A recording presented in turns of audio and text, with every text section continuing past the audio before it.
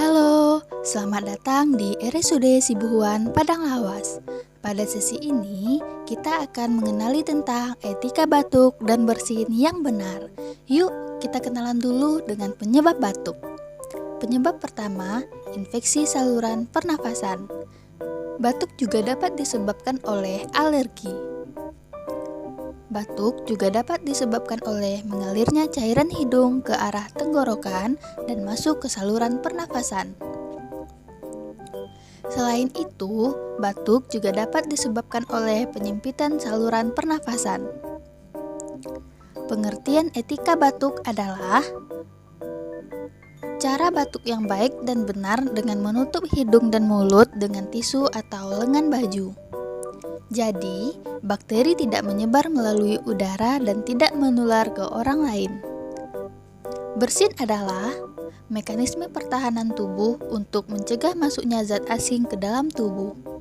Selain itu, tahukah kamu, partikel kecil mengandung mikroba melayang atau menetap di udara beberapa jam, kemudian berpindah melalui aliran udara dalam ruang atau jarak lebih jauh 2 meter. Oleh karena itu, etika batuk dan bersin bertujuan mencegah penularan infeksi saluran pernafasan. Proteksi dirimu dan sekeliling kamu menggunakan masker apabila sedang mengalami influenza maupun sedang terkena infeksi saluran pernafasan. Jadi, kesimpulannya, etika batuk dan bersin yang baik adalah tutup hidung dan mulut Anda dengan tisu saat bersin maupun batuk.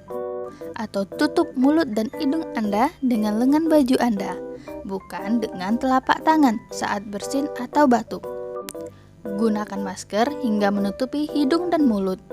Buanglah tisu setelah digunakan ke tempat sampah. Cuci tangan Anda dengan air mengalir dan menggunakan sabun. Atau bersihkan tangan Anda dengan alkohol atau hand scrub. Demikian etika batuk dan bersin yang baik. Sampai jumpa di sesi selanjutnya.